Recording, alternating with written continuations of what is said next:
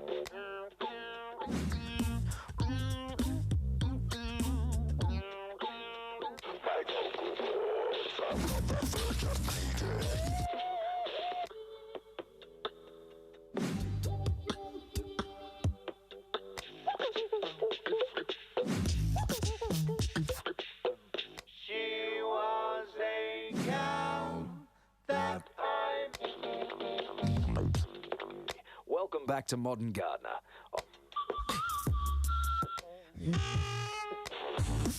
Never been this again.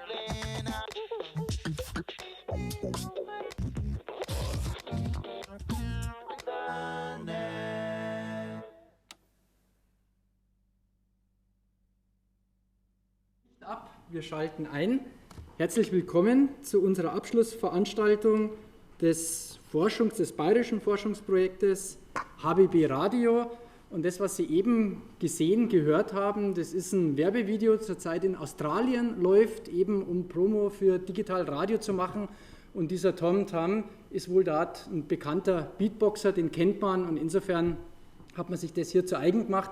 Alex, wir schrauben nachher mal euer Kästchen auf und schauen dann einmal nach, was da für Leute bei euch drin sind.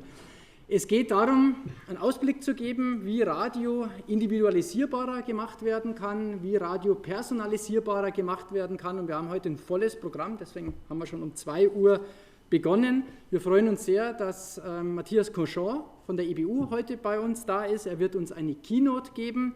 Anschließend wird Alex Erk hier vom IoT ein bisschen die Hintergründe erzählen zu HbbRadio, wie das Projekt angelegt ist, wer die Partner sind, welche Technik, welche Vision dahinter steckt. Dann haben wir eine Pause um 15 Uhr. Wir haben draußen Kaffee und Getränke vorbereitet und es gibt auch die ein oder andere Demo zu sehen. Um 15.30 Uhr geht es dann hier wieder weiter, und zwar mit Mirco Schönfeld und dem Thema Kontext und Personalisierung. Anschließend gehen wir auf die Sendeseite mit dem Herrn Wittmann von der Firma David Systems und schauen uns die Integration des HbbRadio-Projekts im Studio an und schauen uns das Ausspielsystem näher an.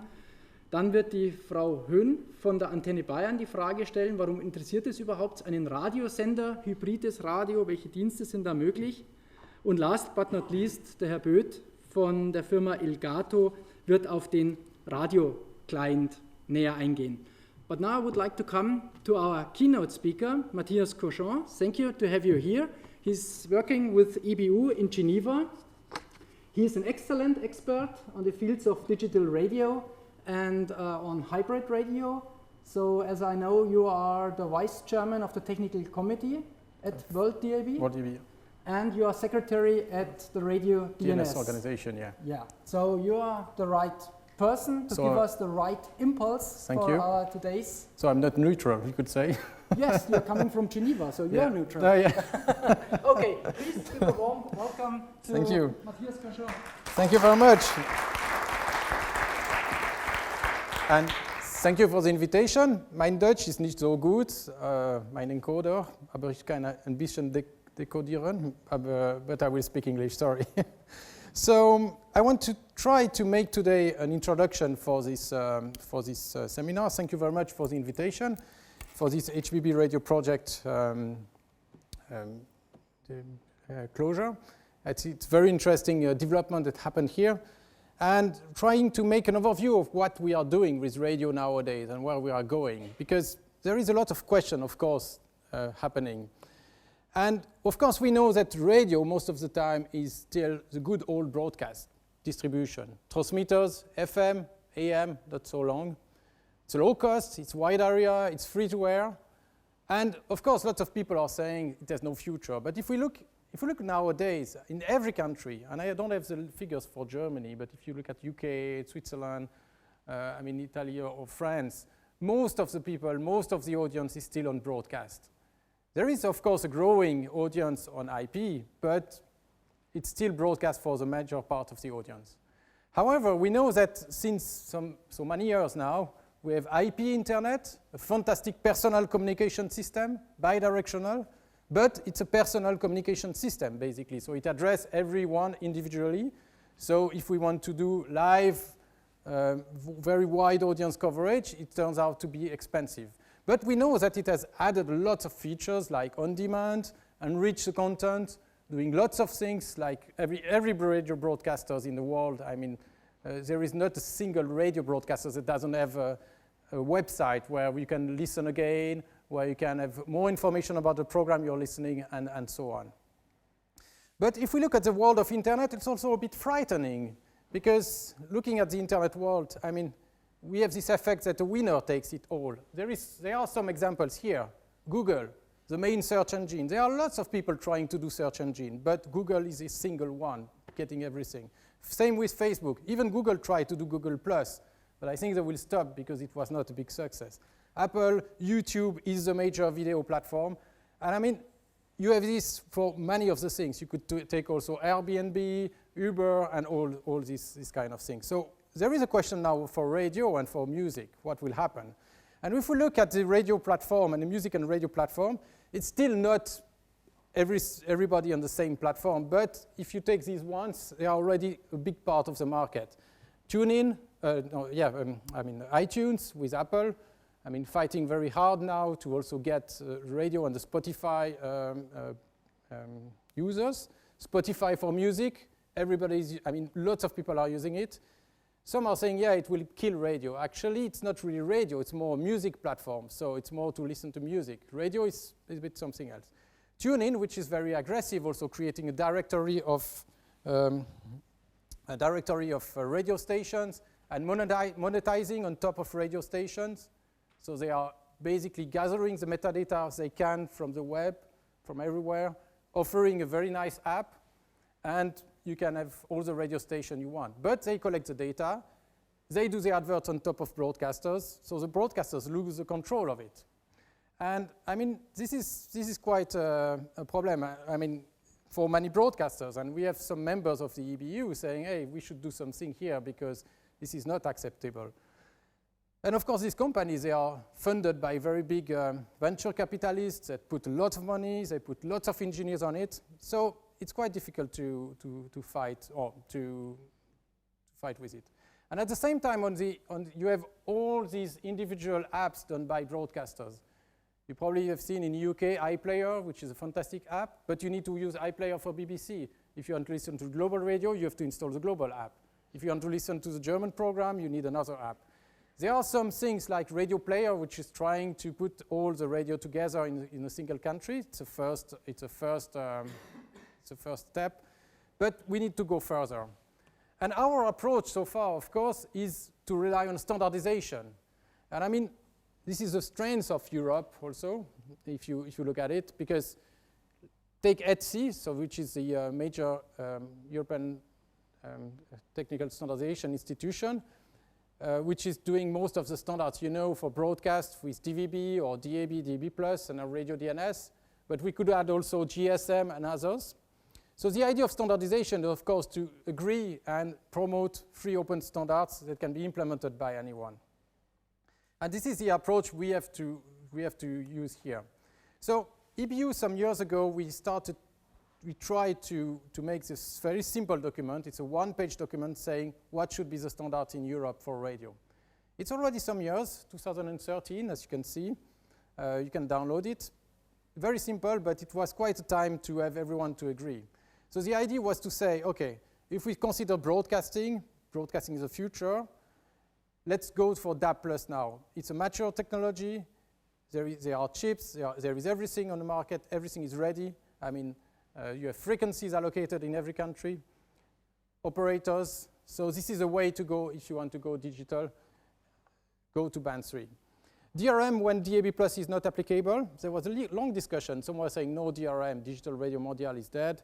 But for some bigger countries, like in North Africa or, for example, Russia, they were still interested because they want to cover big areas.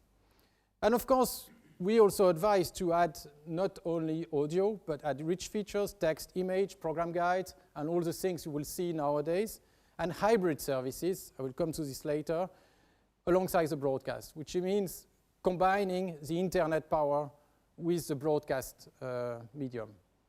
And finally, we had this simple sentence that created a lot of problems, especially with commercial broadcasters, saying a coordinated strategy for FM switchover can be beneficial. The idea is also here to say that FM is not forever. If you go for digital, I mean, you have to consider one day that you will switch off FM transmitters.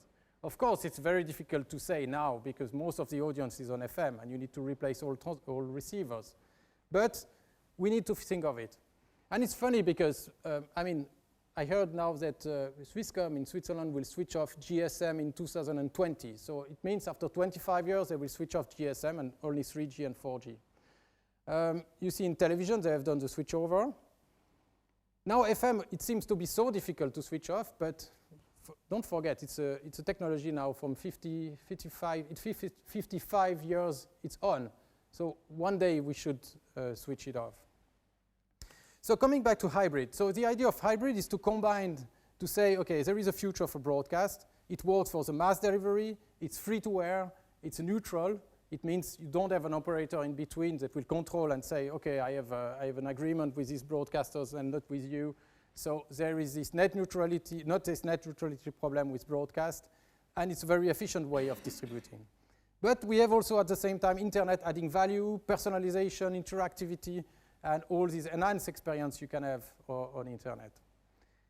And looking at the standardization, so Radio DNS is an organization that started some years ago, exactly the same way as DVB and World DAB, which is democratic organization with members that can join and influence the standards, and created a very simple standard to combine broadcast plus IP using DNS service, DNS system, to automatically associate when you go to a broadcast channel, whether it's on FM, on DAB, DAB+, HbbRadio, it works also, could work also with DRM, could work with DVB, and so on, and associate this for the receivers to the internet service.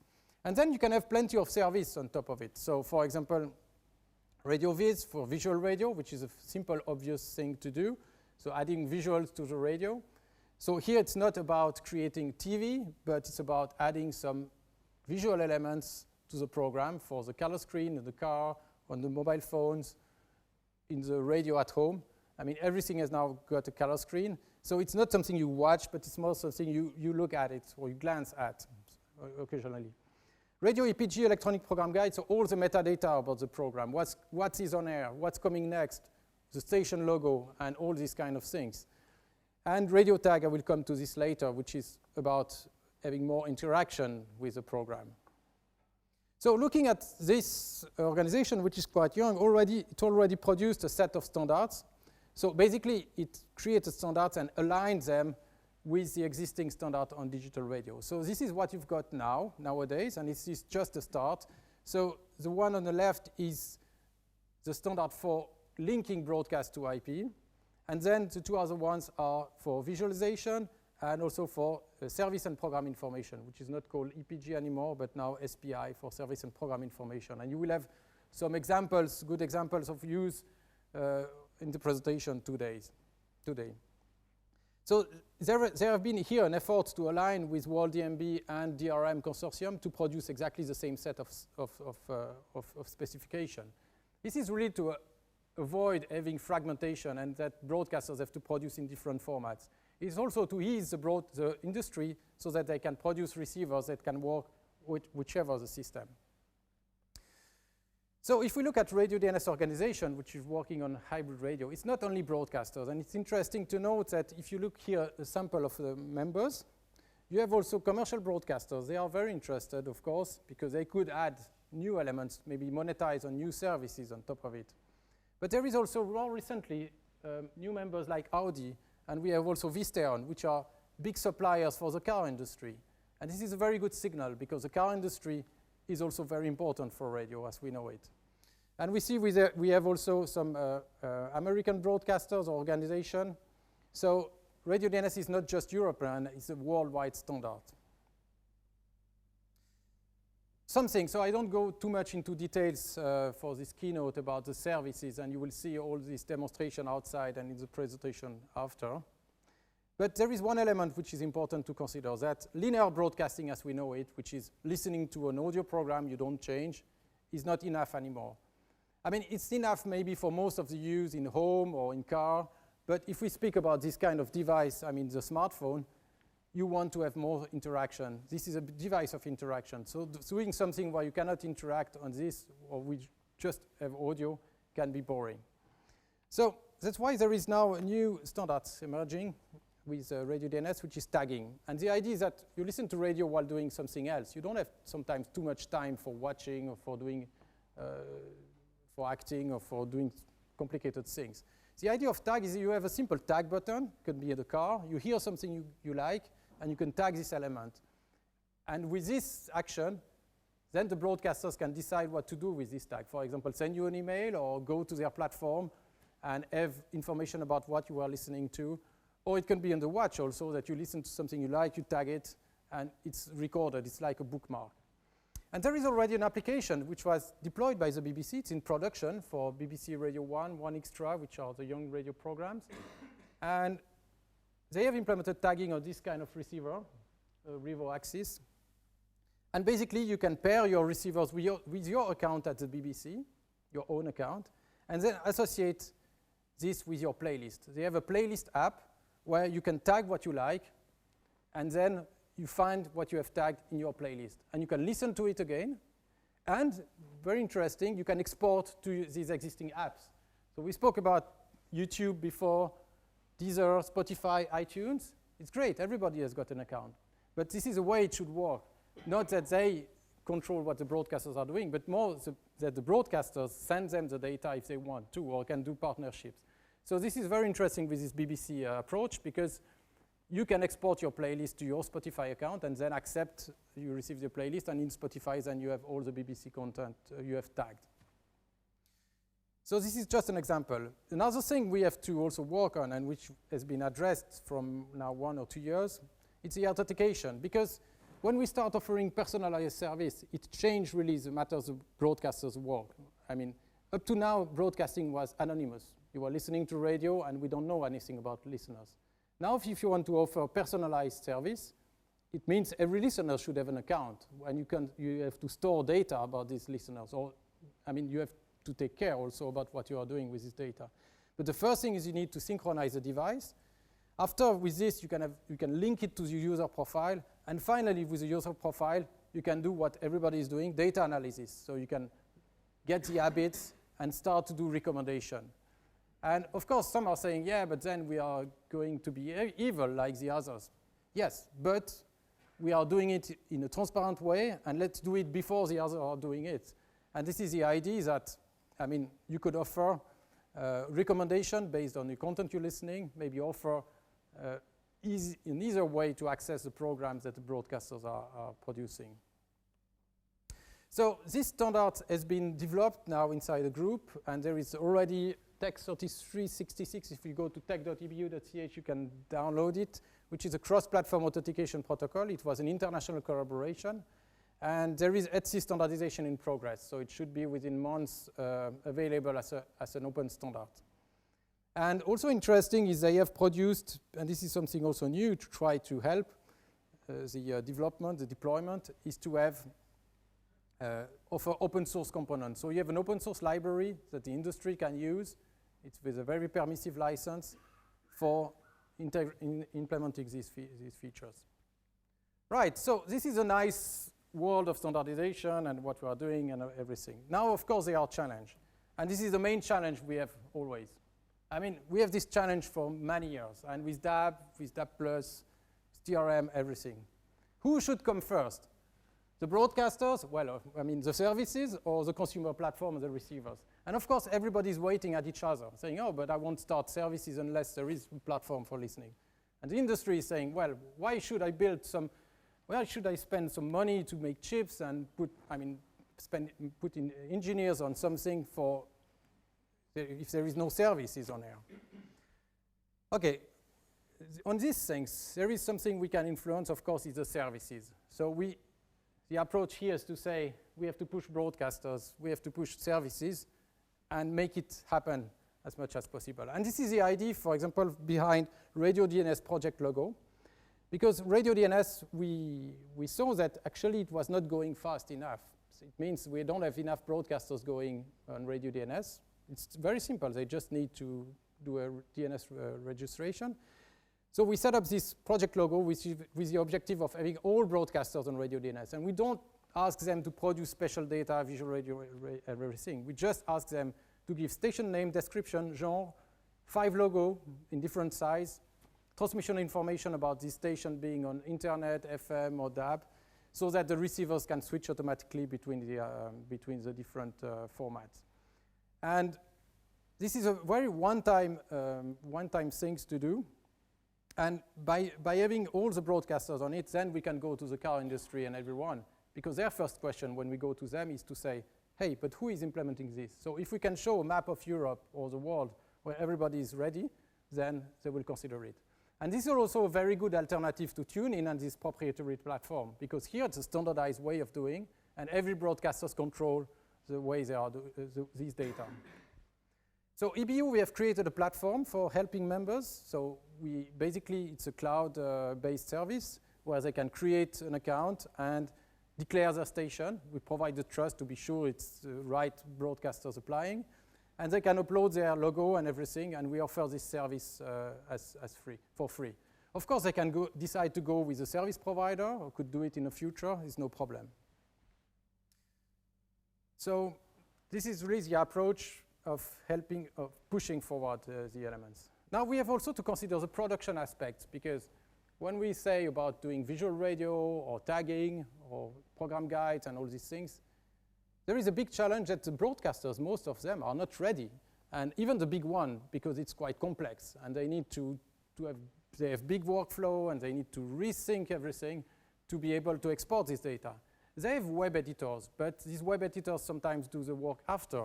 Here, we would like them to do it before, and that what they produce is dispatched on the web platform and on hybrid radio. We have to change habits and also convince the content makers, which is not so easy, because many times they say, well, I'm not interested in this. And there is a very interesting quote from Steve Jobs, which was saying, yeah, all these market studies are useless because people don't know what they want until you have shown them show them something attractive. And I think this is a challenge here we have on a technology aspect from the engineer's point of view to try to make demo with content which are appealing, which are interesting. Sometimes it won't be, and maybe we give up. It's research and development. But this is something that we need to push forward. And EBU, we are trying with Eurovision, with EuroRadio, to produce this kind of content, for example, for visuals. Here, this is just an illustration. We created a content manager platform. It's not the idea of making a business of production platform, but the idea here is to be able to associate elements with existing events like sports. For example, we did it for sports, where you could have, when you have sport on radio, the live results immediately. It was funny, we did it for ski, for example, and we have 8 seconds in advance to television, which was a bit of a problem because you could see the result before it was finished on the television. So these kind of things. Or we just did it yesterday, producing with classical music concert, so giving a branding elements, what is on air at the moment, who was singing. This was this competition organized by Bayerischer Rundfunk, and let the people sing. And we had visual elements. And here we had also the challenge of producing this in a very low cost. We cannot say to radio broadcasters, okay, you have to hire 2, 3 more people to produce this data. So this is something which is challenging. Here we could have this platform which ran in semi-automatic mode, so it means you can prepare a lot in advance. But you can have an operator which just influence it or maybe set the right slide at the right moment. So here is for the production aspects. Now looking quickly at the receiving platforms, because then this is the end of the chain. It was said the industry is difficult, and especially to convince nowadays is very difficult. The danger and I mean, the things they are very afraid of is when it's unclear. When they see, for example, I mean France saying, oh, we will go to TDMB, or UK saying, oh, we go DAB, Germany saying we go DAB+, they say, we don't know what is happening here. And I mean, when we speak about the car industry, they don't want to produce a special car for every country. Maybe for the US, but yeah, it's another story. And especially for the chip, for example, for the silicon, it's millions of investment to produce chips, so they really want to have clear figures and be sure they will be able to sell their device. And considering new developments, we have also, here we suffer sometimes from the R&D point of view, that we have to wait for the industry when we have made a standard or something new to have them to implement it. And there is a change here happening, because since the time we can have apps running, we can have reference implementation, or now we can have also open source software elements. This can help to have the industry to move faster or to be able to demonstrate. But in general here, the message is also to say to manufacturers, we need more APIs, so application programming interface, to be able to write software on their platforms. Now, if we look at the deployment in the world, I mean, radio DNS and digital radio, of course, we know it happens now at home. You can find receivers, a good variety of receivers, there are chips. It's happening now in the car also. But we have also the mobile phone. And it's interesting to note that Samsung has started to implement phones with radio DNS, without saying they would do it, but it was a good surprise. It's a first implementation, it's far from perfect, but it's a very good step forward. So it's using the tuner inside the phone. And there is a project going on at the same time, Universal Smartphone Radio Project, which is about trying to define a common API for the hardware in phones, so that we will be able in the future to write apps that can use the tuners that are in the phone. Because nowadays, if you want to write an app using the tuner, you must address the hardware individually for every manufacturer. It's impossible. So the idea of this is to make a sort of virtual layer for accessing the tuner in a generic way, and that the manufacturers adapt their hardware to it. And as we have seen, for radio and phones, it's very important because we want it to be more than just linear radio. And most of the time now, when you listen to radio, you just have a tuner with a frequency, which is not very attractive. So we would like in the future to be able to have the apps of the broadcasters with interaction, and also possibility to switch between broadcast and IP in a seamless way, so that people don't have to care about listening on FM or on IP. You will see this later. In the car, it's very interesting also because Visteon, as it was said before, is inside radio DNS, and they said that actually many of their customers, which is the car industry, is asking them to put hybrid radio as a functionality in the future infotainment product. Because we speak a lot about connected cars, but I mean, connected cars, if we do everything streaming on connected cars, this will be a problem. And they have understood this. And the car industry, if you talk to them, it's not in the agenda to remove the tuner from the car. So now here it's about integrating both tuner and the connected elements with hybrid radio. Right, so this leads to the conclusion. I mean, with hybrid radio, the idea is you can really bring radio to the next generation and have something more interactive, something similar to what the experience you can have with Spotify, YouTube, and others, having recommendation. We can start building on top of this. And here the approach is really to have the standardization, work on standardization, and a unified approach to be able to really have an impact on the industry. And in front of all these big players on the net, we need really to have a unified approach. And of course, work with the broadcasters to help them to produce the content, which is quite a challenge on our side. The ball is in our camp. But at the end of the day, it's really about having broadcasters to be able to keep the control of their data and not leave everything out and disappear. Right, so if you are interested, we have, I'm doing some adverts here. We organize every year the EBU Digital Radio Summit. The next one is in 10th of February. It's where we have people working on digital radio and hybrid radio. And we have also something called Radio Hack on the 8th and 9th of February, which is more meant for developers for development on hybrid radio. So it's different people from different organizations meeting there, developers, and sharing ideas and doing developments or sharing developments. But so you are welcome to contact me if you want more information. Thank you.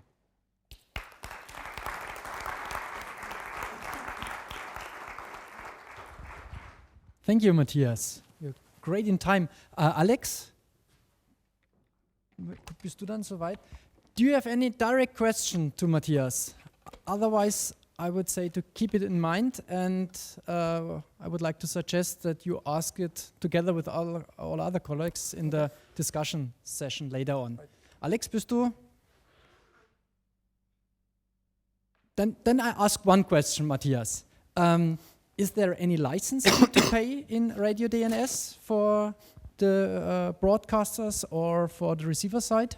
No. So at the moment there is no license to pay. Basically, it's a DNS service, so it's and Radio DNS organization doesn't charge for it.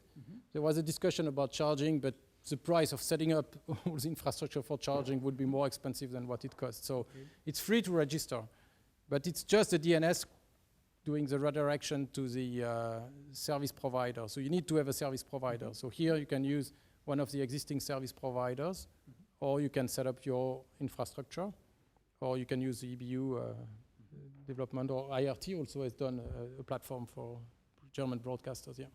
Thank you very much.